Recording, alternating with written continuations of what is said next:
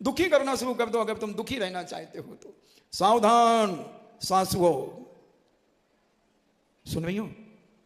अगर सासुओं तुम सुखी चाहते हो अपना जीवन का अंत, कि मेरा मरण शांतिपूर्वक हो, तो तुम अपनी आंख से अपनी बहुओं को दुख देना बंद कर दो, ताने देना बंद कर दो, टॉर्चर करना बंद कर दो, किसी भी प्रकार से उनकी निंदा गढ़ा करना बंद कर दो।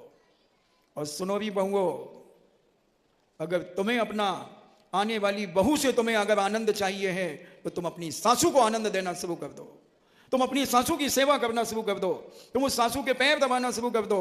गला मत दबा देना, नहीं तो क्या करे महाराज, बताओ पांव दबाते दबाते गले तक हाथ पहुंच गया। नहीं, ऐसी गलती मत करना। ऐसी गलती, एक बार ऐसी घटना घटी, एक गुरु महाराज की बैयावती शिष्य कर रहे थे और दोनों कभी इस पैर को दबाएं कभी इस पैर को दबाएं तो दोनों में झगड़ा हो जाए। तो गुरु जी ने बांट दिया कि तो एक पैर तू करेगा, एक पैर तू दबाएगा, एक पैर तू दबाएगा।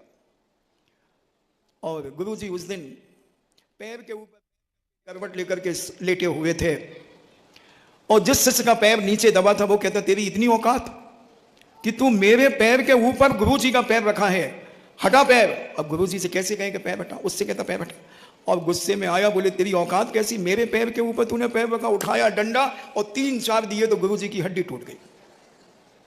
ऐसी मेरी प्यारी बहुओं, तुम बेचारी डुकरिया को जाते जाते तुम एक कलंक लेकर के मत चली जाना।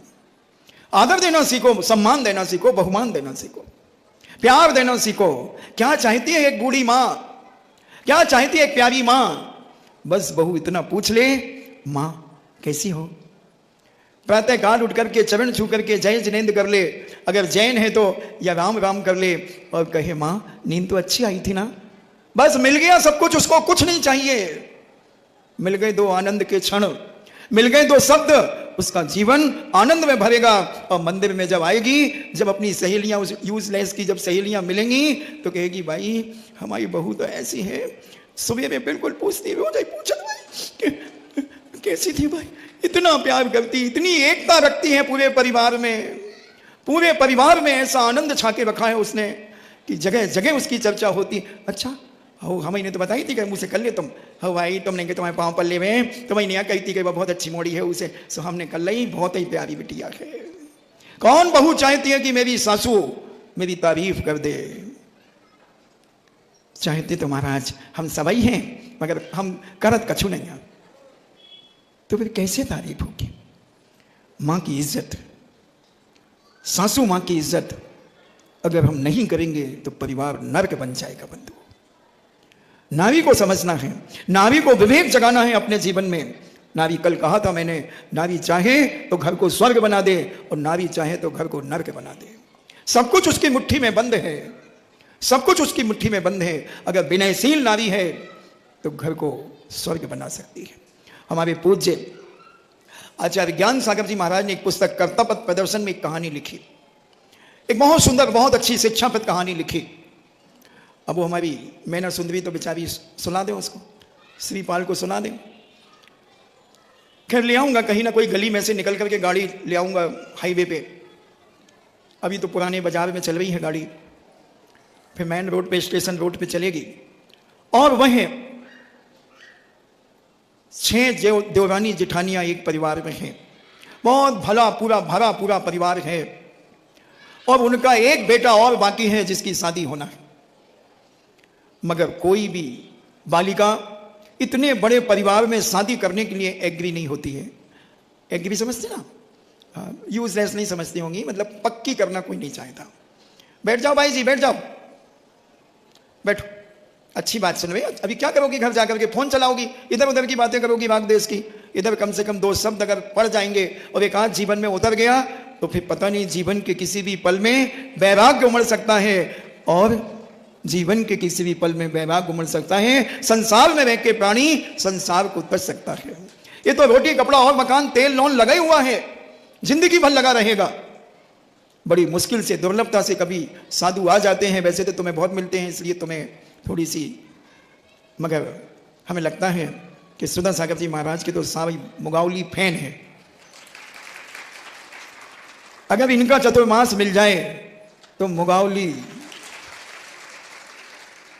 अब देखो, अब उठ के कोई नहीं जाना है। हाँ, तो कोई भरे पूरे परिवार में कोई पानी ग्रहण करने के लिए तैयार नहीं था। उनका एक बेटा, 7वां बेटा रह गया था। एक बिटिया के पिता ने जब वहां जाकर के वार्तालाप किया तो सब कुछ देखा। बिटिया से आकर कहा कि बिटिया, 6 जेठानियां हैं तुम्हारी और 6 जेठ हैं, बोलो तैयार हो? मगर वहां कलह मचती है। वो कहती मैं ही बर्तन मांजूं, वो कहती मैं ही कपड़े धोऊं, मैं ही झाड़ू पोंछा करूं। ऐसा गदर नरक जैसे है घर। बिटिया बहुत समझदार थी।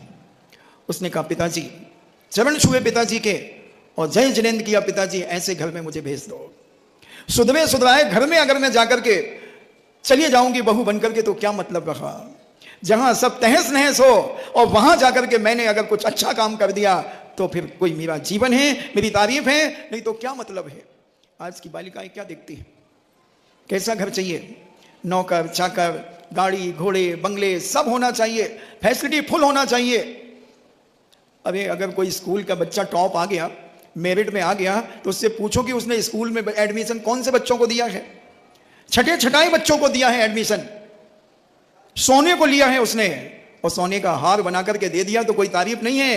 एक 33 नंबर वाले विद्यार्थी को लेकर के कोई स्कूल उसे मेरिट में जाकर के बता दे, वो स्कूल के टीचर की तारीफ है, वो स्कूल की तारीफ है। बंधुओं, हम चुनिंदा बच्चों को लेकर के और उन्हें मेरिट में लाकर के अपने स्कूल को हाईलाइट करते हैं, ये कोई मायने नहीं रखता। बंधुओं, के.एल. नारायण सरकारी स्कूल में पढ़े थे और नीम के पेड़ के नीचे पढ़ते थे, जहां छुआछूत का बड़ा पाखंड फंडा चलता था। उस समय उन्हें क्लास के अंदर नहीं आने दिया जाता था, मगर फिर भी के.एल. नारायण उस वृक्ष के नीचे बैठकर 16 किलोमीटर पैदल चल करके प्रतिदिन स्कूल आते थे और 16 किलोमीटर घर जाते थे पढ़ के। यानी 32 किलोमीटर एक दिन में पढ़ने के लिए 5 घंटे पढ़ने के। बंधुओं, विचार करें, उसके बाद राष्ट्रपति बने, राष्ट्रपति बने, स्कूल टॉप किया। यह है महानता, यह है विवेक, यह है गुणता, यह है गुणवत्ता और यह है उनकी चरित्र की पवित्रता। बिटिया ने कहा पिताजी, चरण स्पर्श, मैं ऐसे घर में विवाह करना चाहूंगी। बस आप इतना देख लीजिए कि जिससे मेरा विवाह होना है वह शराबी तो नहीं है, वह जुआड़ी तो नहीं है, वह अभक्ष का सेवन तो नहीं करता है, किसी और स्त्री से उसके संबंध तो नहीं है। पिताजी, हमारी समाज का है कि नहीं? जिस समाज की मैं हूं, आप हैं, उसी समाज का वह है कि नहीं? बस बाकी मुझे कुछ नहीं देखना, बाकी मैं अपनी बाहुओं पर विश्वास करती हूं। मैं उस घर को स्वर्ग बना दूंगी, उस घर को आनंद से भर दूंगी। पिताजी ने कहा बेटा सोच ले। बोले पिताजी सब सोच लिया। जो शॉर्ट फैक्ट में पड़ता है वो अपनी ताकत खोता है, चेष्टाएं थक थक कर रह जाती हैं और जो होना है सो होता। डोंट वरी, बी हैप्पी पिताजी। बस आप तो ये 4-5 चीजें देख लीजिए, बाकी मुझे विश्वास है अपनी बाहुओं पर, अपनी मां पर, कि मेरी मां ने मुझे वो संस्कार दिए हैं कि मैं संस्कृति और संस्कार को जीवित कर दूंगी। बिटिया की बात पक्की हो गई, विवाह तय हो गया, तारीख निकल गई। सारे मोहल्ले में, सारी कॉलोनी में एक चर्चा का विषय बन गया। इतने बड़े घराने की बिटिया इस नरक में आ रही